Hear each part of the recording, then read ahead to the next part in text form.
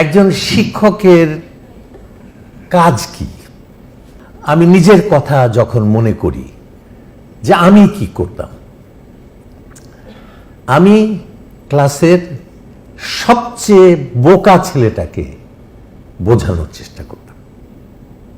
কারণ আমি ধরে নিতাম যে বোকাকে যদি আমি বোঝাতে পারি কোনো রকমে, তাহলে বুদ্ধিমান অটোমেটিক্যালি বুঝে গেল। সুতরাং আমার একই সঙ্গে দুই কাজ হলো। কিন্তু আমি যদি বোকাদের ভুলে থাকি এবং বুদ্ধিমানদের বোঝাতে চাই, তাহলে মেজরিটিকে আমি প্রত্যাখ্যান করে দিলাম।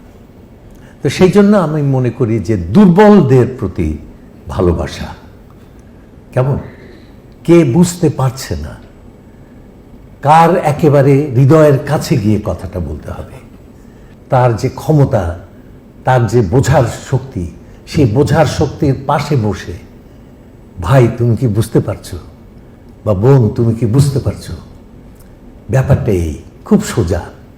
কঠিন আছে আমাদের মধ্যে, আমাদের এক্সপ্রেশনের মধ্যে।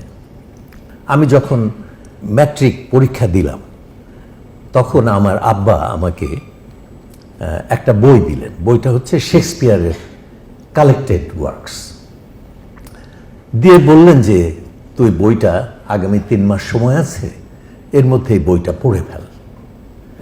তা আমি আব্বাকে বললাম যে আব্বা, শেক্সপিয়ার তো কঠিন, এমনিতেই একটা হাই সাউন্ডিং ব্যাপার আছে শেক্সপিয়ারের মধ্যে, বড় বড় শব্দ, তারপরে পুরনো ইংরেজি, বুঝতে অসুবিধা হবে। তো তখন আব্বা আমাকে বললেন যে দেখ রে, একজন বড় লেখক যা দিয়ে সারা পৃথিবীকে স্পর্শ করে, তার লেখার সেই জায়গাগুলো কোনোদিন কঠিন হতে পারে না। To be or not to be, that is the question. এটা কঠিন হতে পারে না, তাহলে সমস্ত মানব জাতিকে এই লাইন স্পর্শ করতে পারত না। তো শেক্সপিয়ারের শ্রেষ্ঠ জায়গাগুলো, পৃথিবীর শ্রেষ্ঠ লেখকদের শ্রেষ্ঠ জায়গাগুলো, এমনকি আমাদের যে মহাপুরুষরা এসছেন, দার্শনিকরা এসছেন, তাদের শ্রেষ্ঠ জায়গাগুলো সব সোজা।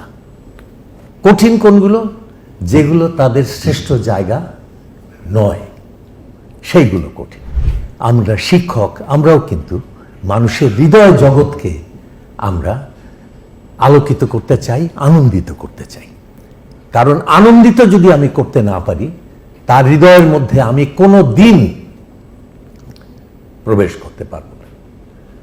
ছাত্র আমার উপরে ক্ষিপ্ত আর আমি একজন ভালো শিক্ষক, এটা কোনো দিন হবে না।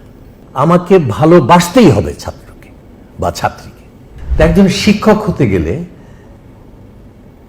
কি পোশাক পরে একজন শিক্ষক এলেন, এটা কিন্তু ছাত্ররা একদম জানতে চায় না। একজন ছাত্র শিক্ষকের মধ্যে তার একজন বন্ধুকে খোঁজে, তার একজন উপকারী মানুষকে খোঁজে, যে মানুষ তাকে স্বপ্ন দেখাতে পারবে, সমৃদ্ধ করতে পারবে, সেই মানুষকে খোঁজে।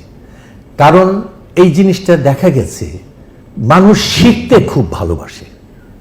একজন শিক্ষকের কাজ হচ্ছে সবচেয়ে অসহায় মানুষটার পাশে গিয়ে দাঁড়ানো, তাকে আশা দেওয়া, তাকে ভরসা দেওয়া, তাকে সহযোগিতা দেওয়া এবং তাকে আনন্দের জগতে জাগিয়ে দেওয়া।